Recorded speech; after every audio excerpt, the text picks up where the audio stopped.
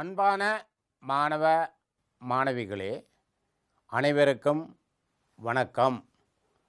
இன்று நாங்கள் கல்வி அமைச்சும் தேசிய கல்வி நிறுவனம் இணைந்து குருகுலம் என்ற நிகழ்ச்சியினூடாக புவியின் கட்டமைப்பும் சிறப்பம்சங்களும் என்ற பாடநெறியை நாங்கள் இப்போது கற்கப் போகின்றோம்.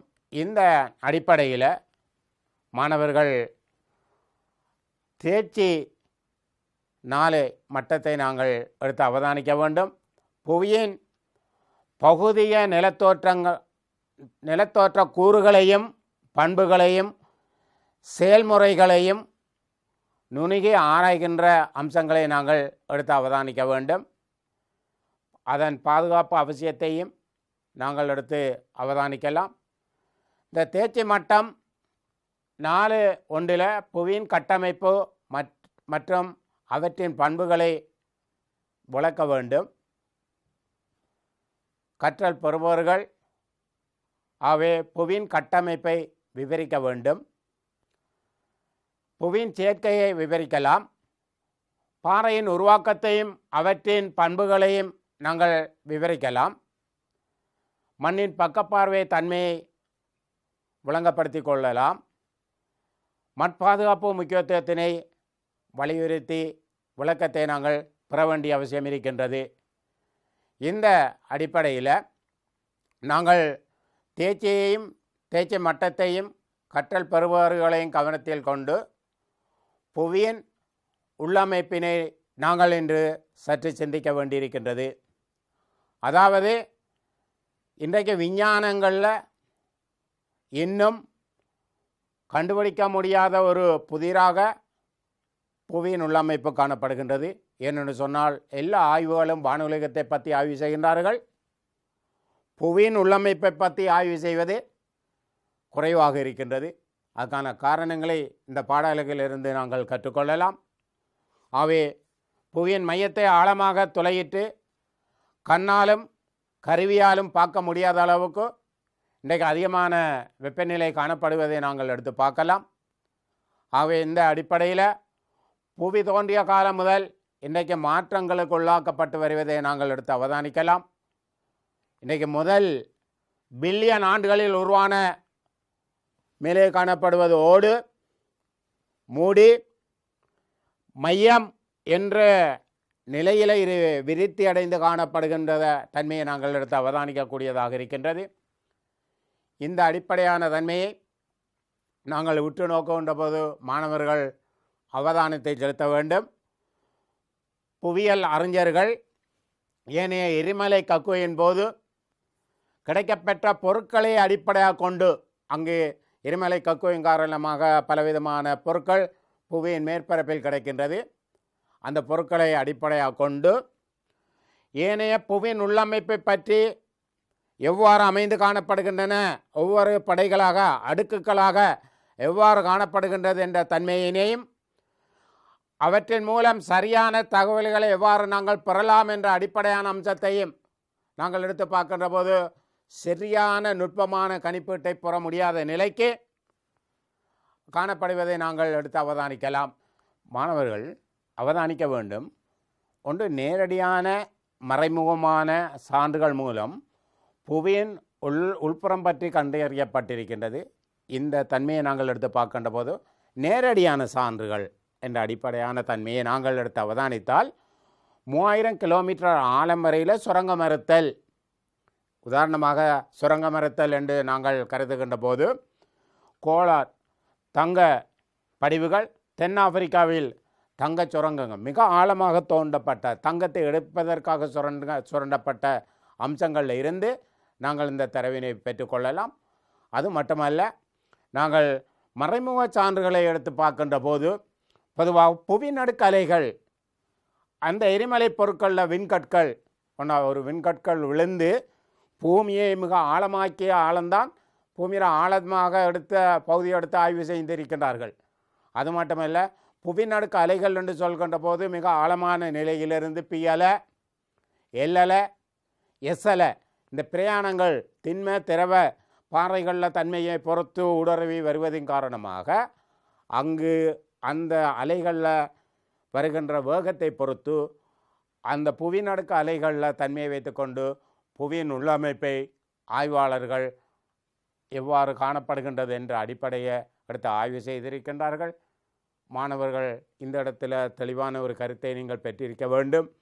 என்னென்று சொன்னால், ஒன்று எரிமலை கக்குகைகள் அல்லது மிக ஆழமாக தோண்டப்பட்ட தங்கத்தை தேடி தோண்டப்பட்ட சுரங்கங்கள், அது மட்டுமல்ல அந்த புவிநடுக்க அலைகளில் பிரயாணங்கள் செய்யப்பட்ட மிக ஆழமான பி அலை, எல் அலை, எஸ் அலை போன்ற அலைகளில் தன்மையை வைத்து கொண்டு புவியின் உள்ளமைப்பினை அறிஞர்கள், விஞ்ஞானிகள், புவியியலாளர்கள் பாகுபடுத்தியிருக்கின்றார்கள்.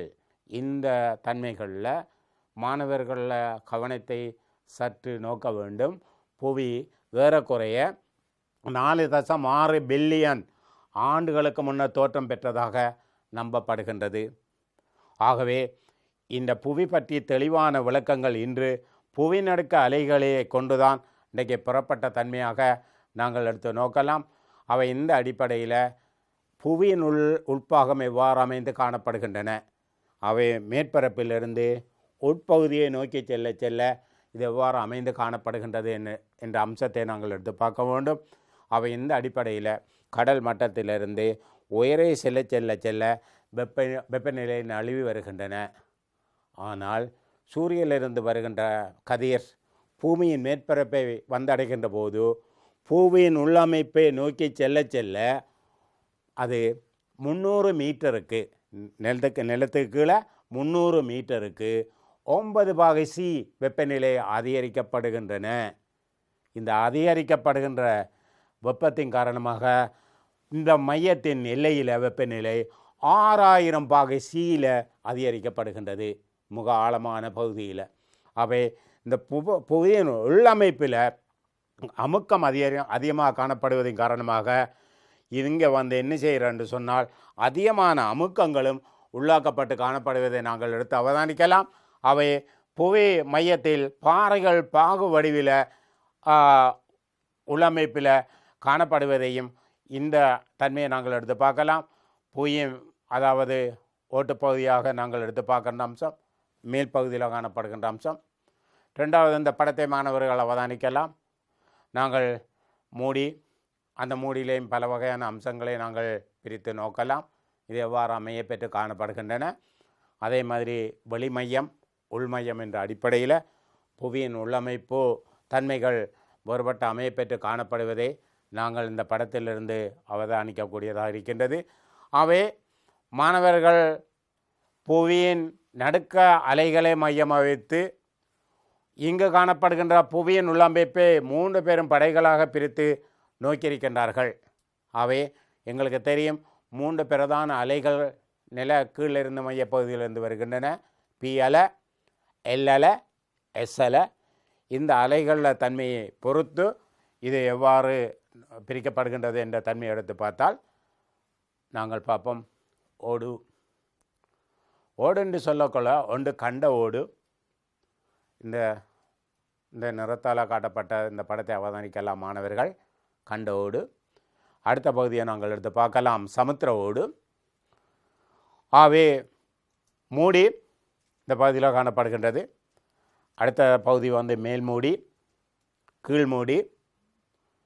அடுத்த பகுதியை நாங்கள் எடுத்து பார்க்கலாம், வெளிமையம், உள்மையம். இவ்வாறான அடுக்குகளை கொன்ற, படைகளை கொன்ற பாறை அம்சமாகத்தான் இந்த புவியின் உள்ளமைப்பு அமைப்பெற்று காணப்படுவதை இந்த விளக்கப்படத்தின் ஊடாக நாங்கள் அறியக்கூடியதாக இருக்கின்றது. ஆகவே மாணவர்கள் மீண்டும் இந்த படத்தை தெளிவாக விளங்கிக் கொள்வதற்காக இதை ஒவ்வொரு பிரிவாக நாங்கள் எடுத்து பார்க்கலாம். ஓடு, அது கண்ட பகுதியில் காணப்பட்டால் கண்ட ஓடு, சமுத்திரத்து பகுதியில் காணப்பட்டால் சமுத்திர ஓடு என்று சொல்லப்படுகின்றது. அதே மாதிரி நாங்கள் எடுத்து பார்க்கின்ற போது நாங்கள் எவ்வாறு வெளிமையம் காணப்படுகின்றன, ஏனைய அம்சங்கள் மூடிப்பகுதி, கீழ்மூடி, மேல்மூடி எவ்வாறு அமைந்து காணப்படுகின்றன, ஓட்டுப்பகுதி எவ்வாறு ஆகவே இதான புதிர மேற்பரப்பு என்று நாங்கள் கருதினால் மேற்பகுதியில் 2 விடயங்கள் எங்களுக்கு தெரியும். ஒன்று சமுத்திரம் காணப்படுது, சமுத்திர ஓடு. இன்னொரு பகுதி கண்டம் காணப்படுது, கண்ட ஓடு. அது தவிர்ந்து மூடி பகுதியில் மேல்மூடி, கீழ்மூடி, மையம், உள்மையம் என்ற அடிப்படையில் இது பிரிக்கப்பட்டதை நாங்கள் எடுத்து அவதானிக்கலாம். இதை மேலும் இந்த படத்து ரீதியாகவும் நாங்கள் அளவு ரீதியாக எடுத்து நோக்கலாம். மாணவர்கள் இந்த படத்தை எடுத்து அவதானிக்கலாம். உண்மையில் நாங்கள் ஓடு என்று சொல்லப்படுகின்ற இந்த கற்கோளத்தில் எங்களோட பூமியை நீங்கள் எடுத்து பார்த்தால் ஒரு பகுதி கடலாக இருக்கின்றது, ஒரு பகுதி நிலமாக இருக்கின்றது. இந்த 2 பகுதியிலையும் இருந்து நாங்கள் ஓட்டுப்பகுதியில் கண்டோடு, சமுத்திர ஓடு என்று சொல்கிறோம். அவை எந்த நிலையில் காணப்படுற இடங்கள் தான் மூடியாக காணப்படுகின்றன. அவை இந்த மூடிக்கு அடுத்ததாக நாங்கள் எடுத்து பார்க்கின்ற போது ஓட்டுப்பகுதியிலிருந்து நாங்கள் எடுத்து பார்த்தால் மூடி, அடுத்தது நாங்கள் எடுத்து பார்க்கலாம் ஒவ்வொரு கீழ்மூடி, மேல்மூடி, மையம், அகமையம் என்ற ரீதியில் புவியின் உள்ளமைப்பை நோக்கி செல்ல செல்ல இவ்வாறு மாற்றமடைந்து காணப்படுவதை நாங்கள் எடுத்து பார்க்கலாம். அவை இந்த அடிப்படையில் காணப்படுகின்ற புவிர மேற்பரப்பில் இருக்கின்ற ஓட்டுப்பகுதியை நாங்கள் சற்றே விரிவாக மாணவர்கள் அவதானிக்க வேண்டும். இந்த படத்தினை அவதானிக்க வேண்டும்.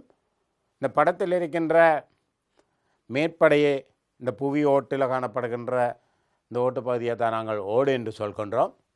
இந்த புவி ஓட்டில் ஒரு தடிப்பம் ஒரே சீராக காணப்படவில்லை.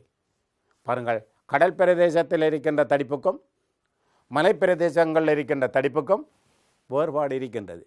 ஆகவே இந்த அடிப்படையில் இந்த தடிப்பானது சில இடங்களில் 5 கிலோமீட்டராக காணப்படலாம், கண்டங்களில் 60 கிலோமீட்டர் வரை ஆழத்தை கொண்டிருக்கலாம். இடத்துக்கடம் வேறுபட்ட நிலையில் இந்த ஓற்ற தடிப்பு காணப்படுவதை நாங்கள் எடுத்து அவதானிக்கலாம். ஆகவே இந்த அமைவிடத்தை அடிப்படையாக அந்த அடர்த்தி, அமைப்பு, அங்கு காணப்படுகின்ற பகுதிகளில் 2 வகையான அம்சங்களை நாங்கள் எடுத்து பார்க்கலாம். ஒன்று கண்ட ஓடு, இன்னொன்று சமுத்திர ஓடாக அமையப்பெற்று காணப்படுகின்றன. அவை இந்த 2லேயும் 2 விதமான அம்சங்கள் இருக்கின்றது. ஏனென்று சொன்னால் புவியின் உள்ளமைப்பில் அதிகமான வெப்பத்தின் காரணமாக பாறைகள் உருகி குழம்பாக்கப்பட்டு கண்ட ஓட்டில் சீயலையும் லாவா வடிவில் அது சிலிக்கா அலுமினியம்.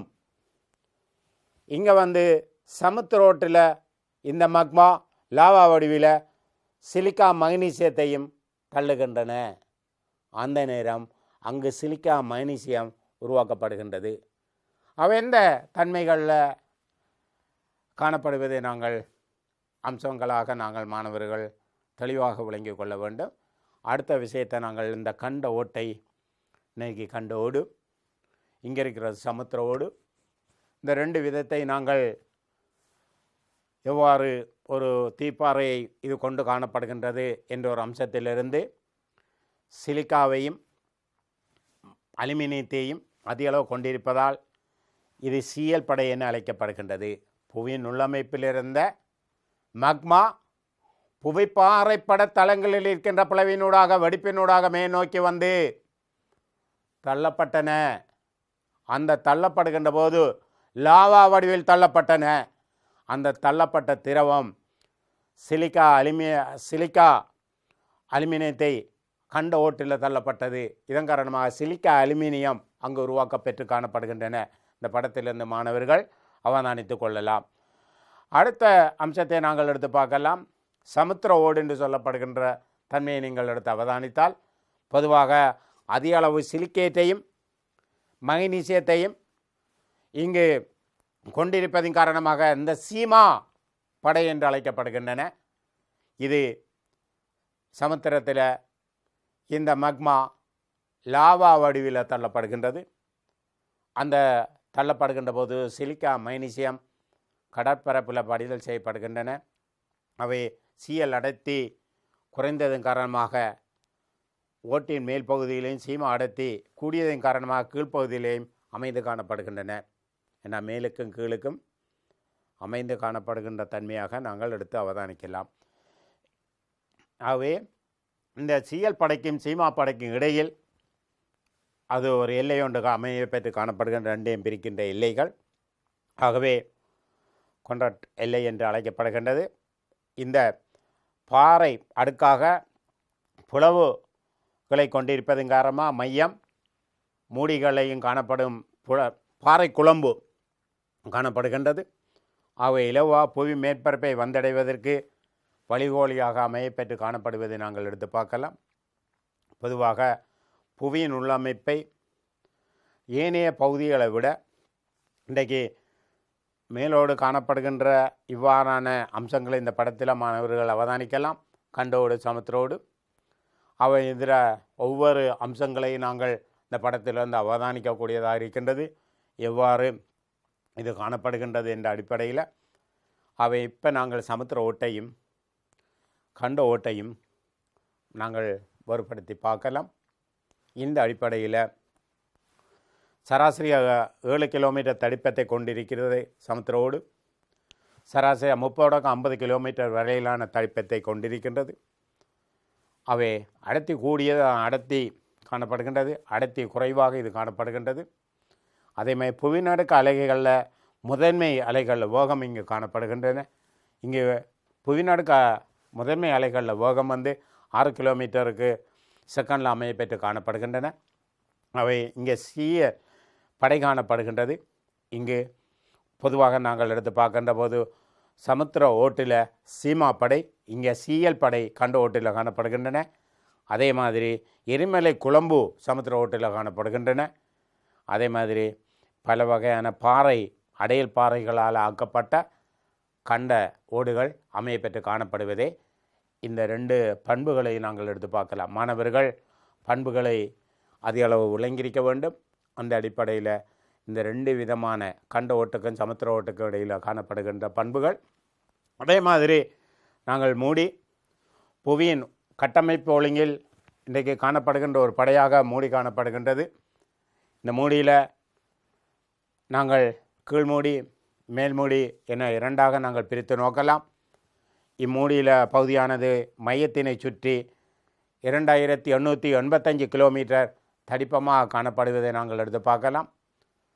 விஞ்ஞானிகள் ஆய்வும்படி இதுவரையில் நிகழ்த்தப்பட்ட அம்சங்களில் அடிப்படையான அம்சங்களில் இருந்து நாங்கள் எடுத்து அவதானிக்கின்ற போது இந்த புவிநடுக்கு அலைகளின் வேகத்தில் ஏற்படும் மாற்றம் மேல்மூடி 660 கிலோமீட்டர் ஆழம் வரையிலேயும் காணப்படுகின்றது என்ற கருத்தினை வெளியிட்டிருக்கின்றார்கள்.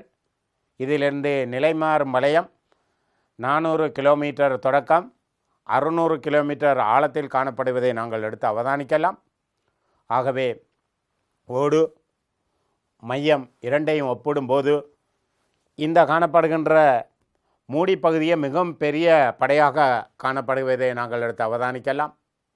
அவை இதில் அதிக அளவான பாறை காணப்படுவதை நாங்கள் எடுத்து அவதானிக்கலாம்.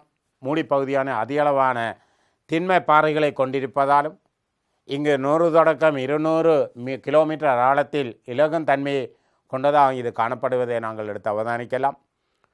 இம்மூடிப்பகுதியின் ஆழத்துக்கேற்ப வெப்பநிலையும் அதிகரித்து செல்வதோடு இன்றைக்கு நாங்கள் வெப்பமான பகுதியை அடர்த்தி குறைவாகவும் குளிரான பகுதிகள் அடர்த்தி ஆனதாகவும் காணப்படுவதை நாங்கள் எடுத்து அவதானிக்கலாம். ஆகவே இந்த வெப்பமான அடர்த்தி குறைந்த மூடி மேல் நோக்கி நகர குளிரான அடர்த்தி கூடிய பகுதி கீழ் நோக்கி செல்வதை நாங்கள் எடுத்து அவதானிக்கலாம். மாணவர்கள் அடுத்த பகுதியை நீங்கள் எடுத்து அவதானிக்கலாம். இந்த மேல்மூடியை நாங்கள் எடுத்து பார்க்கின்ற போது ஓட்டின் கீழ்ப்பகுதியில் அதாவது 670 கிலோமீட்டர் வரையில் இந்த மேல்மூடி பறந்து காணப்படுகின்றன. ஆகவே ஒப்போட்டு இந்த படையோட தன்மையோட நாங்கள் தொடர்பை எடுத்து பார்க்கின்ற போது இந்த மேல்மூடிகள் ஒரு பகுதி இளைய நிலையில் காணப்படுவதாகவும் இது கனிப்பொருட்களின் சேர்க்கை அதாவது நேர்மேற்கை கக்கையும் காரணமாக பாறைகளில் காணப்படுகின்ற கனிப்பொருள் சேர்க்கைகள் பாறைகளில் காணப்படுகின்ற தன்மை என்பதை பொறுத்து இதுவாறு அமைந்து காணப்படுகின்றன. கீழ்மூடி திண்மமாக இருப்பதோடு மேல்மூடி காணப்படும் பொருட்களின் பாகுத்தன்மை கொண்டதாக மெதுவாக அசையக்கூடியதாக காணப்படுகின்றன. இப்பகுதியிலேயே இலகிய இரிய பாறைகள் கொண்டு காணப்படுவதோடு பொதுவாக எரிமலை உருவாகும் பகுதியாகவும் இப்படை காணப்படுவதை நாங்கள் எடுத்து அவதானிக்கலாம். இதான் மேல்மூடி பகுதியில் காணப்படுகின்ற அம்சத்தை மாணவர்கள் அந்த படத்திலிருந்து அவதானித்து கொள்ளலாம். அடுத்தது கீழ்மூடி. உண்மையில் கீழ்மூடி 2230 கிலோமீட்டர் தடிப்பத்தை உடையது. புறமையத்திலிருந்து மேல் திண்மத்தை கீழ்ப்பகுதி அமைந்து காணப்படுவதை நாங்கள் எடுத்து அவதானிக்கலாம். இப்பகுதியில் காணப்படும் கனிமங்கள் இரும்பு ஆக்சைட்டுகள், மக்னீசியம் சிலிக்கேட்டுகள் போன்றவை இங்கு அதிகமாக காணப்படுவதை நாங்கள் எடுத்து பார்க்கலாம். அந்த படத்திலிருந்து மாணவர்கள் அவதானிக்கக்கூடிய அம்சமாக காணப்படுவதை நாங்கள் எடுத்து அவதானிக்கலாம்.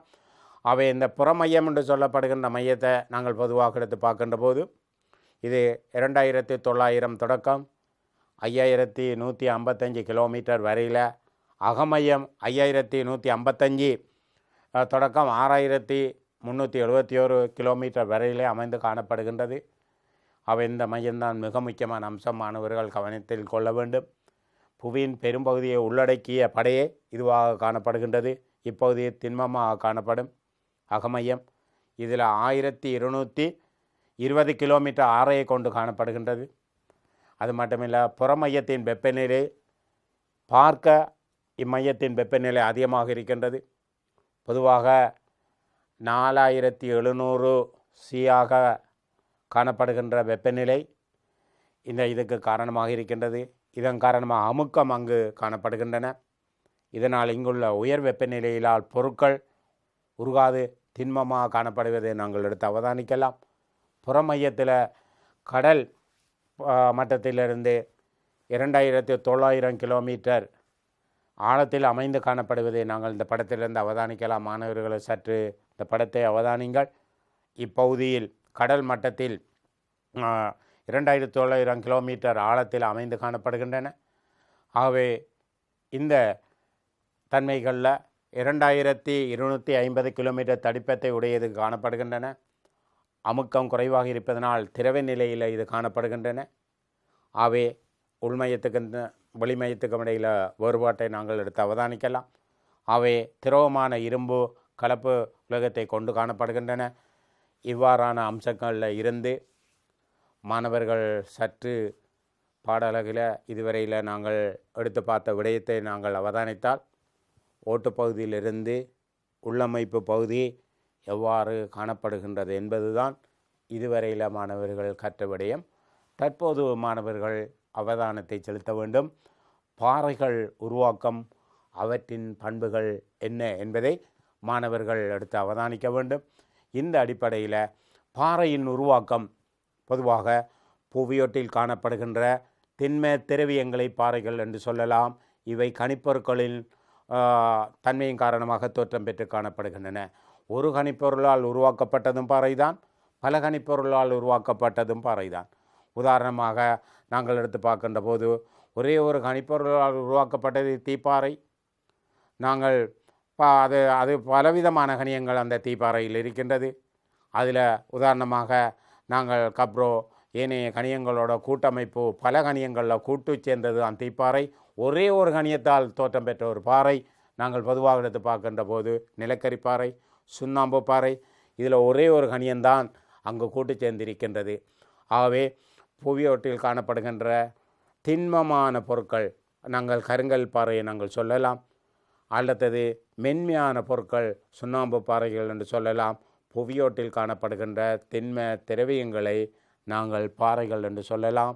இவை கனிப்பொருட்களின் கூட்டமைப்பாக தோற்றம் பெற்று காணப்படுகின்றன. அவை இவ்வாறு புவியோட்டில் அமைந்து காணப்படுகின்ற கனியங்கள் பாறைகள் உருவாக்கம் பெற்றிருக்கின்றது.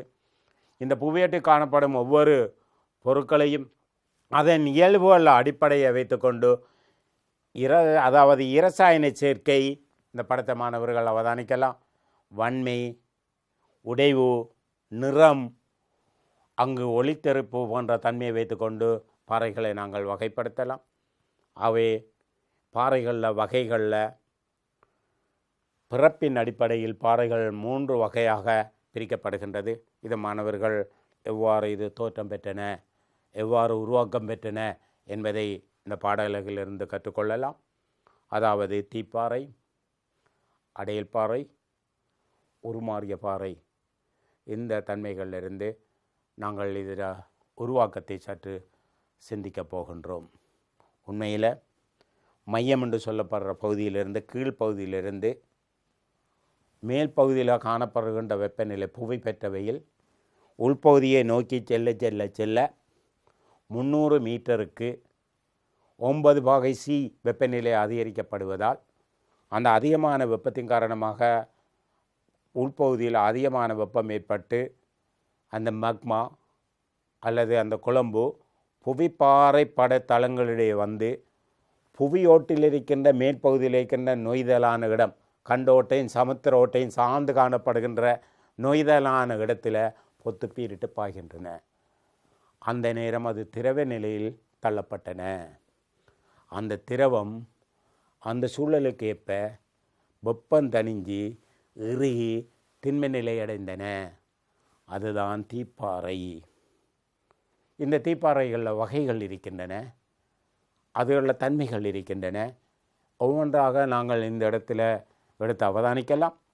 அவை இவ்வாறு இந்த மக்மா இவ்வாறு தள்ளப்பட்டு பாய்ந்து குழம்பு இறுகி தீப்பாறையாக்கப்பட்டிருக்கின்றது. இவ்வாறு உருவாக்கப்பட்டது தான் தீப்பாறை. புவியோட்டில் காணப்படுகின்ற பெரும்பான்மையான வீதத்தில் தீப்பாறை காணப்படுகின்றன. இதை நாங்கள் தாய்ப்பாறை என்று சொல்லலாம். உலகத்தில் முதல் தோன்றிய பாறை இந்த தாய்ப்பாறை. அவை பாறைகள் அவற்றின் உருவாக்க செயல்முறை அடிப்படையில் நாங்கள் இரண்டாக பிரிக்கலாம். ஒன்று, இந்த குழம்பு தள்ளப்பட்டன தள்ளற்பாறை, புவியின் மேற்பரப்பில் தள்ளப்பட்டன தள்ளற்பாறை. அது வருகின்ற வழியில் தடுக்கப்பட்டால் தலையீட்டு பாறை. அவை 2 வகையாக மாணவர்கள் அவதானிக்க வேண்டும். இதுதான் புவிமீற மேற்பரப்பென்றால் குழம்பு இந்த நொய்தலான இடத்துல தள்ளப்பட்டது தள்ளற்பாறை, தடுக்கப்பட்டன தலையீட்டு பாறை. பாருங்கள், இந்த குழம்பு எவ்வாறு இந்த மையப்பகுதியிலிருந்து தோற்றம் பெற்று இது ஒரு நெருப்பு குழம்பாக வரும். இது மேலே தள்ளப்பட்டால் தள்ளப்பாறை, இது கீழே தடுக்கப்பட்டால் தலையீட்டு பாறை. இது ஒவ்வொன்றுக்கும் ஒவ்வொரு வடிவம் இருக்கின்றது. இந்த பாடலகிலிருந்து நாங்கள் கற்கப் போகின்றோம். இது எவ்வாறு தடுக்கப்படுகின்றன, எவ்வாறு தள்ளப்படுகின்றன என்ற அம்சத்தை நாங்கள் இந்த படத்திலிருந்து அவதானிக்கலாம். நாங்கள் இது எவ்வாறு உருவாகின, புவியிற மேற்பரப்பில் பெற்ற வெயில் இடத்துக்கடம் வேறுபட்ட அளவில் உள்நோக்கி செல்கின்ற அதிக வெப்பத்தின் காரணமாக இந்த மக்மா இந்த நெருப்பு குழம்பாக வருகின்றது. தள்ளப்பட்டன தள்ளற்பாறை. பாருங்கள், வித்தியாசமான இடங்களில் வித்தியாசமான பொருட்களை இது நிலத்துக்கு கீழே இருந்து கொண்டிருக்கின்ற காட்சியைத்தான் நாங்கள் மாணவர்கள் அவதானிக்கலாம். இவ்வாறு இது ஒரு கற்பனையானது இல்லை, நிஜமானது. இது எங்களோட பூமிக்கு கீழே இருந்து இந்த குழம்பை விறக்க சொல்லக்கூடிய அளவுக்கு இது நிகழ்வதை நாங்கள் எடுத்து அவதானிக்கலாம். ஆகவே இந்த இதால் உருவாக்கப்பட்ட பாறை வகைகள், வித்தியாசமான பாறைகள், வித்தியாசமான தன்மைகள் இங்கே உருவாக்கம் பெற்று காணப்படுகின்றதை நாங்கள் எடுத்து பார்க்கலாம்.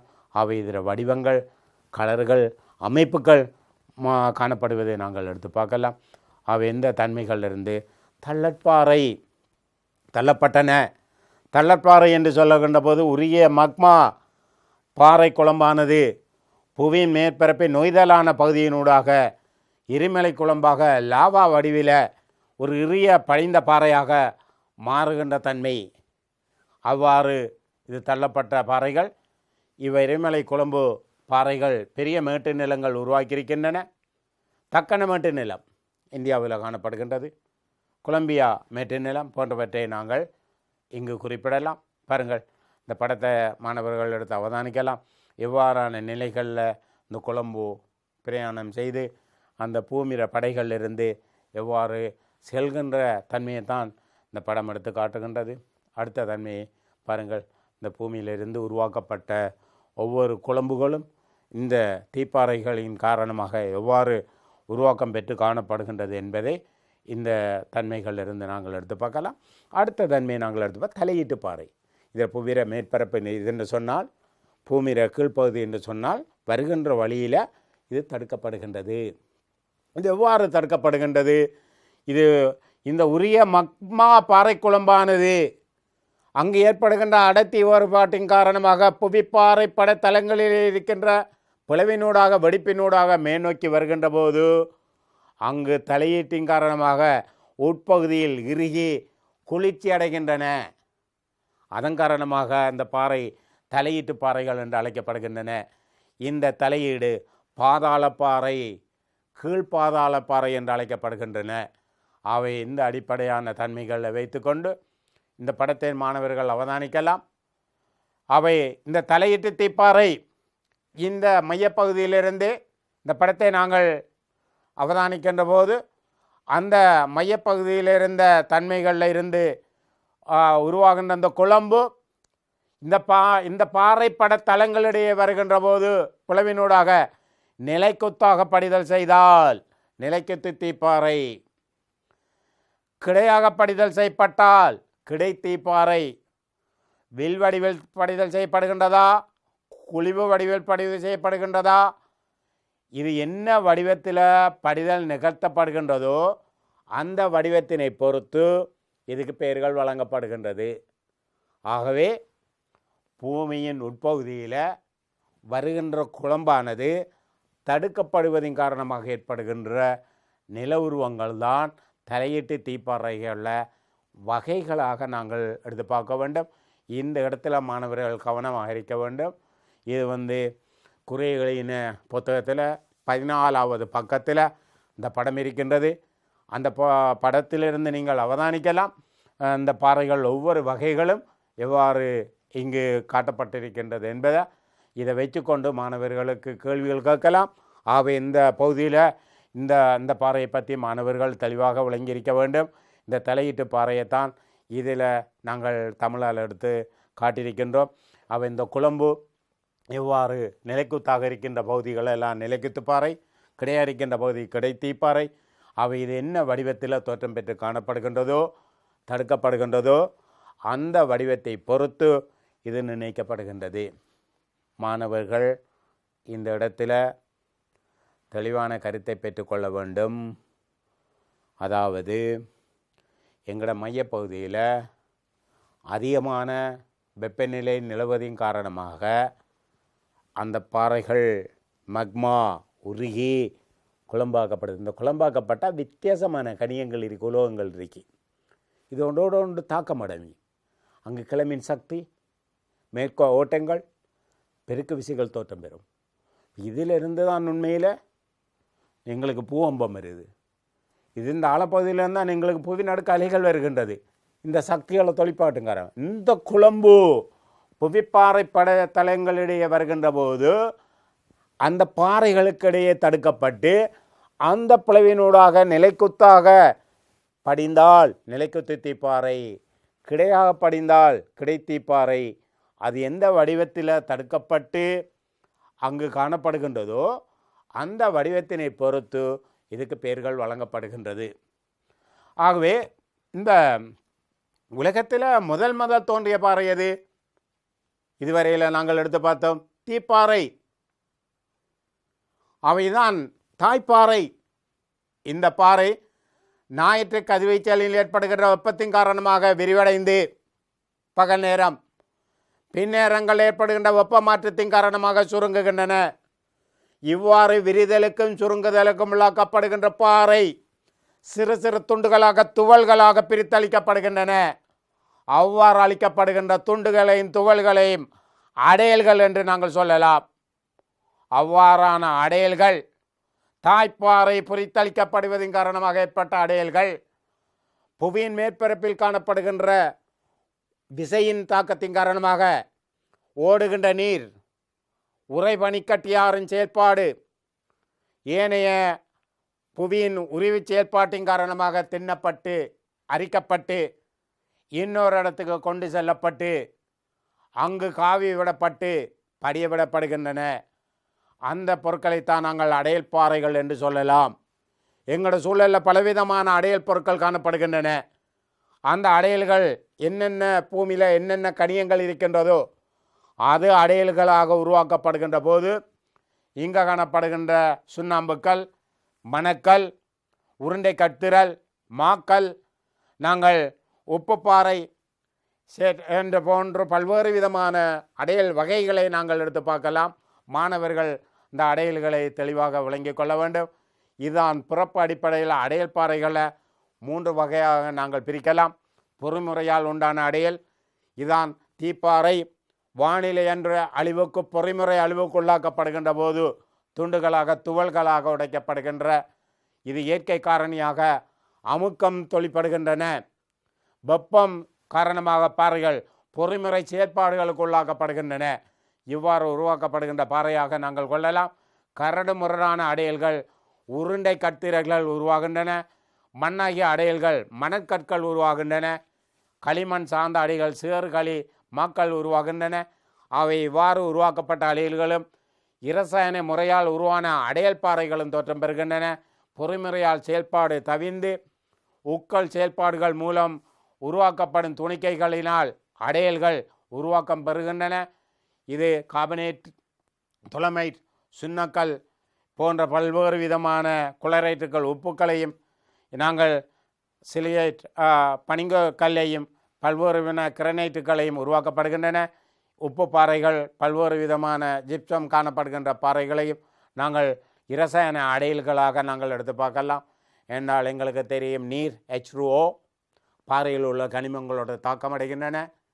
விரைவாக கரையக்கூடிய கனியங்களும் இருக்கின்றது, மெதுவாக கரையக்கூடிய கனியங்களும் இருக்கின்றது.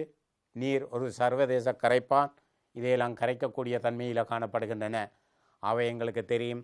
உலகத்தில் முதல் தோன்றிய பாறை தீப்பாறை, 2வது அடையல் பாறை. அந்த அடையல் வகையும் எங்களுக்கு தெரிகின்றன. இவ்வாறு அடுத்தது நாங்கள் சேதன முறையால் உருவான பாறைகள், முறையில்லாத சேதன முறை மூலம் உருவான பாறைகள் காணப்படுகின்றன. அடுத்த தன்மையை நாங்கள் எடுத்து பார்த்தால் சேதன முறைகளில் சுண்ணாம்பு, முருகைக்கற் பாறைகள் உருவாக்கப்பட்டு காணப்படுகின்றது. தாவர சுவட்டு அடையல்கள் காணப்படுகின்றது. பீட், நிலக்கரி, பைன் மரங்கள் இறந்தால் கூட அங்கு மண்ணில் சிதைவடையும். அங்கு பீட் நிலக்கரிகள் உருவாக்கப்படும். நாங்கள் கூடுதலாக சிலிக்கா ஆக்கல் சிப்சம், அடுத்தது இரும்பு போன்ற பல்வேறு விதமான அம்சங்களில் பாறைகளில் வகைகளையும் அம்சங்களையும் இந்த படத்திலிருந்து நாங்கள் அவதானிக்கக்கூடியதாக இருக்கின்றது. உருமாறிய பாறை என்று சொல்கின்ற போது ஒன்று நாங்கள் பௌதிக ரீதியான காரணியும் இரசாயன ரீதியான காரணியும் தொழிற்பட்டு கொண்டிருக்கின்றது. இரசாயனத்தில் நீர் இருக்கின்றது, வாயுக்கள் இருக்கின்றது. பௌதியத்தில் வெப்பம் இருக்கின்றது, அமுக்கம் இருக்கின்றது. இந்த 2 காரணிகளாலேயும் ஒன்று அங்கு காணப்படுகின்ற தீப்பாறைகளின் அடைப்பாறுகளும் நிறத்தால், அமைப்பில், வடிவத்தில் மாற்றத்தை ஏற்படுத்துமாக இருந்தால் அந்த மாற்றத்தை நாங்கள் உருமாற்றம் என்று சொல்லலாம். ஒரு பிரதேசத்தில் ஏற்படலாம், ஒரு இடத்தில் ஏற்படலாம், பரந்த அளவில் ஏற்படலாம். இவ்வாறான நிலைகளில் தோற்றம் பெறுகின்ற மாற்றங்களை தான் உருமாறிய பாறைகள் என்று நாங்கள் சொல்லலாம். இந்த உருமாறிய பாறைகளை நாங்கள் உதாரணமாக இந்த படத்திலிருந்து நாங்கள் அவதானிக்கக்கூடியதாக இருக்கின்றது. அடுத்த தன்மையில் இந்த உருமாறிய பாறைகளை வகைப்படுத்துகின்ற போது நாங்கள் கிரனைட் தீப்பாறை, உருமாற்றம் நைஸ் பாறை எங்கே இருக்க மாணவர்கள் கூடுதலாக கடகன்னாவ போன்ற பிரதேசங்களில் இது காணப்படுகின்றது. இது மணக்கல், இது அடையல்பாறை, இது தகடாகின்ற பாறையாக காணப்படுகின்றன. இது உருமாட்டம் குவாட்ஸ் பாறைகளாக இருக்கின்றது. அதே மாதிரியான சுண்ணக்கல், இது மார்பிள் சலபைக்கல், இதில் உருமாற்றமாக காணப்படுகின்றது. அதே மாதிரி நாங்கள் அடையல்கள் பல்வகையான அம்சங்களை நாங்கள் படுத்து பார்க்கலாம். அவை இந்த அடிப்படையில் உருமாறிய பாறைகள் உள்ள கனியங்கள் இவ்வாறு வித்தியாசமான தன்மைகளில் காணப்படுவதை நாங்கள் எடுத்து பார்க்கலாம். இந்த அடிப்படையை தான் நாங்கள் பாரவட்ட கொள்கை என்று சொல்லலாம். எவ்வாறு இது உருமாறிய பாறைகள், ஏனைய அடையல் பாறைகள், தீப்பாறைகள் இவ்வாறு இந்த அம்புக்கூறி காட்டின வடிவத்தில் எவ்வாறு இயங்கிக் கொண்டுகின்றது, எவ்வாறு காணப்படுகின்றது என்ற அடிப்படையான அம்சத்தை தான் நாங்கள் இந்த பாரவட்ட கொள்கையாக நாங்கள் எடுத்து அவதானிக்கக்கூடியதாக இருப்பதை நாங்கள் எடுத்து பார்க்கலாம். அவை இதுவரையில் நாங்கள் எடுத்து பார்த்த விடயம் பொதுவாக நாங்கள் புவியின் கட்டமைப்பில் எவ்வாறு ஓடு, ஏனைய மூடிகள், ஏனைய மையப்பகுதிகள் எவ்வாறான பாறைகள் உருவாக்கம் பெற்று காணப்படுகின்றது என்ற தன்மையை தான் இதுவரையில் நாங்கள் எடுத்து பார்த்தோம். இப்போ நாங்கள் எடுத்து பார்க்கின்ற விடயம் மண் உருவாக்கமும் பண்புகளும் என்ற அடிப்படையான அம்சத்தை தான் நாங்கள் இப்போது எடுத்து பார்க்க போகின்றோம். அவை மண்ட உருவாக்கமும் பண்புகளையும் இன்று நாங்கள் எடுத்து பார்க்க போகின்றோம். பாறைகள் எவ்வாறு காணப்படுது என்று சொன்னால், புவியோட்டில் காணப்படுகின்ற ஒரு மெல்லிய படதான் மண். புவியோட்டில் காணப்படுகின்ற ஒரு மெல்லிய படதான் மண். அவை இந்த மண் உருவாக்கம் பெறுகின்ற சேதன அசேதன நுண்பெருக்கல் பொருட்கள் காணப்படுகின்றன. இப்போ மாணவர்கள் அவதானித்து கொள்ள வேண்டும், சாதாரணமாக ஒரு சென்டிமீட்டர் தடிப்பமான மண்படை உருவாவதற்கு 100 தொடக்கம் 300 வருடங்கள் வரை தேவைப்படும். சாதாரணமாக மனிதன் ஆயுட்காலத்தை விட, சில தாவரங்களில் ஆயுட்காலத்தை விட ஒரு சென்டிமீட்டர் மண் உருவாவதற்கு இவ்வளவு காலம் தேவை. ஆனால் இந்த மண் அழிப்பதாக இருந்தால் நாங்கள் செகண்ட் கணக்கில் அழிச்சிடலாம். ஆனால் மண் உருவாக்கத்துக்கு இவ்வளோ காலம் எங்களுக்கு தேவைப்படுது. அவை மண்ணானது பௌதிக இரசாயன உயிரியல் தொழிற்பாடுகளை கொன்ற ஒரு கலவையாக காணப்படுவதை நாங்கள் எடுத்து பார்க்கலாம். மண்ணின் உருவாக்க செயல்பாடு, மண்ட உருவாக்க செயல்பாட்டில் காரணி முக்கியத்துவம், 2 காரணிகளை முக்கியத்துவம் பெறுகின்றன. ஒன்று வானிலை ஆளழிதல், ஒன்று கனிப்பொருளாக்கம். இந்த தன்மையை நாங்கள் எடுத்து பார்க்க போகிறோம். வானிலை அழிதல், இந்த பௌதிக இரசாயன தொழிற்பாடுகளின் விளைவாக நாங்கள் பாறைகள் சிறு துண்டுகளாக உடைக்கப்பட்ட மண் தோன்றுகின்றன. இதைத்தான் நாங்கள் முந்தி பார்த்தோம். ஞாயிற்று கதிர்வீச்சலின் வெப்பத்தின் காரணமாக, அதிகமான வெப்பத்தின் காரணமாக பாறைகள் விரிவடைந்து, பின்னேரங்கள் ஏற்படுகின்ற வெப்ப மாற்றத்தின் காரணமாக பாறைகள் சிறு சிறு துண்டுகளாக துகள்களாக பிரித்தளிக்கப்படுகின்றன. இந்த பிரதான 2 முறைகளில் வானிலை அழிதல், ஒன்று பௌதிக முறை வானிலை அழிதல், இந்த இரசாயன முறை வானிலை அழிதல். இந்த பௌதிக முறை வானிலை அழிதலில் நாங்கள் வானிலை அழிதல் பிரிகையாக்கிகளில் பங்கு பற்றுவதில்லை. அதை மிக தாமதமாக நிகழக்கூடிய நிலையில் நிகழ்கின்றன. உயிர்பற்ற தொழிற்பாடு, இதன் விளைவாக மண்ணின் தோன்றுகின்றன. கனிப்பொருள் ஆக்கம், இது உயிரின தொழிற்பாடுகளில் ஒன்றாக காணப்படுகின்றன. பிரிகையாக்கிகளில் பங்கு பெற்றம் நடைபெறுகின்றன, விரைவாக நிகழக்கூடியது. உயிர்ப்பான தொழிற்பாடு, நொதியங்கள் பங்கு பெறும். இதன் விளைவாக மண்ணின் கனிப்பொருட்கள் போசனைகள் தோன்றக்கூடிய தன்மைகள் காணப்படுகின்றன. இதைத்தான் கனிப்பொருள் ஆக்கம். இது பொதுப்படுத்தப்பட்ட கனிப்பொருள் வட்டம். பாருங்கள், மண்ணும் பாறைகளும் எவ்வாறு வானிலை அழிவுக்குள்ளாக்கப்படுகின்றன. முதல் உற்பத்தி ஆக்கிகள், ஏனைய நுகரிகள் எவ்வாறு கனிப்பொருள் ஆக்க தொடர்புகளோடு கொண்டு காணப்படுவதை இந்த படத்தை மாணவர்கள் நன்கு முறையில் அவதானத்தை செலுத்த வேண்டும். இதன் காரணமாக எவ்வாறு உருவாக்கப்படுகின்றது என்பதை நாங்கள் தெளிவாக எடுத்து பார்க்கலாம். வானிலை அழிதலின் காரணமாக எவ்வாறு உருவாக்கப்படுகின்றன, ஏனைய கனிப்பொருள் ஆக்கம் எவ்வாறு நடைபெறுகின்றன. இது 2 தொழிற்பாடும் மிக மிக முக்கியமான அம்சமாக மண்ட உருவாக்கத்தில் அமையப்பெற்று காணப்படுவதை நாங்கள் எடுத்து பார்க்கலாம். மண்ட உருவாக்க காரணிகள் மாணவர்கள் தெளிவாக விளங்கியிருக்கும். தாய்ப்பாறை, காலநிலை, இடவிலக்கியல், தாவரங்கள், விலங்குகள், காலம். அப்போ இந்த நிலைகளில் தாய்ப்பாறை எங்களுக்கு தெரியும் என்ன வகையான பாறைகள் எங்கு தோற்றம் பெற்று காணப்படுகின்றன.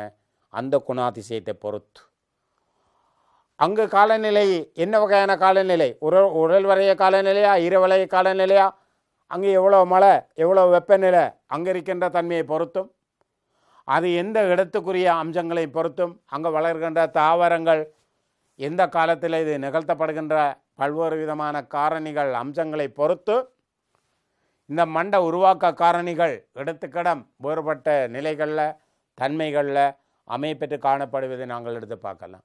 இடத்துக்கிடம் என்று சொல்கின்ற போது ஈரவலைய காலநிலையில் இருக்கிற மண்ணுக்கும் உலர்வலைய காலநிலையில் இருக்கிற மண்ணுக்கும் இடையில் நாங்கள் உலக ரீதியாக இருக்கின்ற காலநிலையை அடிப்படையாக வைத்துக்கொண்டோ அல்லது ஒரு பிரதேசத்தை அடிப்படையாக வைத்துக்கொண்டோ நாங்கள் இதனை எடுத்து பார்க்கலாம். ஆகவே இந்த மண்ட பக்க பார்வையில் நாங்கள் பொதுவாக சேதன மேற்பரப்பு மேலே காணப்படுகின்றது.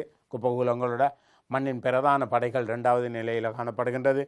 சிதைவடைந்த தாய்ப்பாறை காணப்படுவது, இதைத்தான் கொண்டிருக்கின்ற தாய்ப்பாறை, பாறைப்படுக்கை, இதைத்தான் அந்த ABC என்று சொல்லி நாங்கள் இந்த படத்தை மாணவர்கள் அவதானிகள் இந்த படத்திற மண்ட பக்க பார்வையை பொறுத்து மண்ட வகைகள் எவ்வாறு அமைய பெற்று இந்த படைகள் ஒவ்வொன்றும் மேற்பரப்பில் எவ்வாறு அமைந்து காணப்படுகின்றன, தன்மைகள் எவ்வாறு இருக்கின்றன, தன்மையைத்தான் நாங்கள் மேலுக்கு காணப்படுற படை, அதே மாதிரி அதுக்கு கீழே காணப்படுற படையில் படை எவ்வாறு கனியங்கள் உக்கி கனிப்பொருட்கள் சேருகின்றன, மண் உயிர்கள் எவ்வாறு இந்த சேதன பொருட்கள் உருவாக்கம் பெற்று காணப்படுகின்றது. அடுத்தது படையில் படையில் காணப்படும் கனிமங்கள் உறிஞ்சி தக்க வைக்கின்ற ஒரு வலயமாக இருக்கின்றது.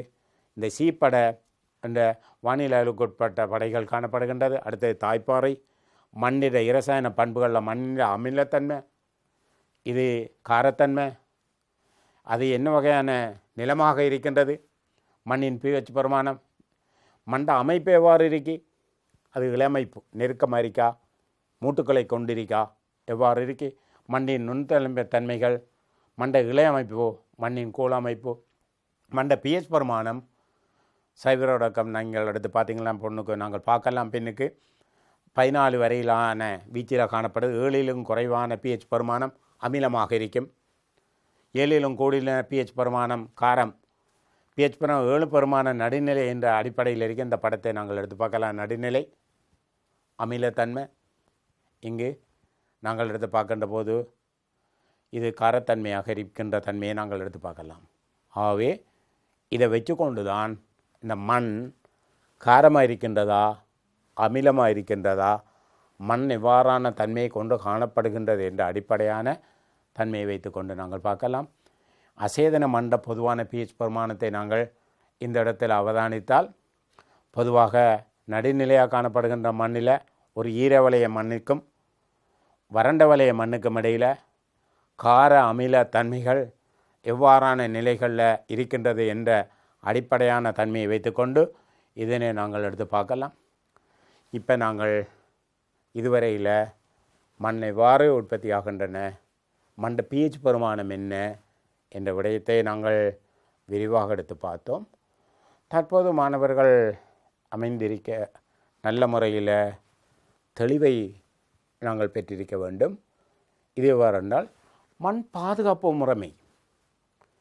இந்த மண்டை நாங்கள் எடுத்து பார்க்கின்ற போது மண் பல்வேறு விதமான சீரழிவுகளுக்கு அல்லது அரித்தல் முறைகளுக்கு, இந்த தொடர்ச்சியான முறைக்கு மண் அரிக்கப்பட்டு இன்றைக்கு பல்வேறு விதமான செயல்முறைக்கு மண் மீண்டும் செல்வதன் காரணமாக மண்ணை நாங்கள் பாதுகாக்க வேண்டியிருக்கின்றது.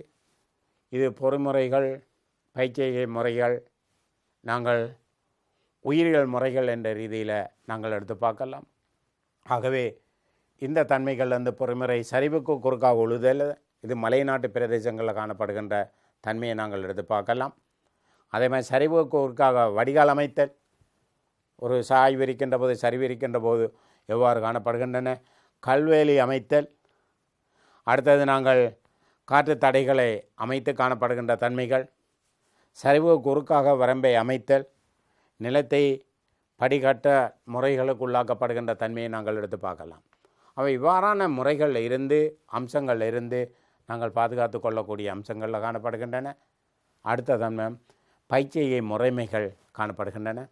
இந்த பயிற்சிகை முறைமைகள் என்று சொல்லுகின்ற போது சுழற்சி முறை பயிற்சிகை, நாங்கள் இனிய சுழற்சி முறை பயிற்சிகளில் சமையறக்கோட்டு முறைகள் காணப்படுகின்றன. சுழற்சி முறைகளின் வகைகள் காணப்படுகின்றது. அதே மாதிரி குழிவு பயிற்சியை நடவடிக்கைண்டா ஒரு இடத்துல பயிரை செய்கின்ற போது சின்ன சின்ன குழிகளை நாங்கள் உருவாக்கி கொள்ள வேண்டும். அவை அந்த இடத்துல தண்ணி தேங்கி நின்றால் அந்த பயிர் வளருவதற்கு, மண் சரிவை இல்லாமாக்குவதற்கு ஒரு சிறந்த அம்சமாக இருக்கும். மூடு வகை பயிர்களை வளர்த்தல், படிமுறை பயிற்சியை நடவடிக்கையை மேற்கொள்ளுதல், ஏனைய பயிர்களை மாற்றி பயிரிடுதல் போன்ற பல்வேறு விதமான அம்சங்களை நாங்கள் கருத்தில் கொள்ள வேண்டும்.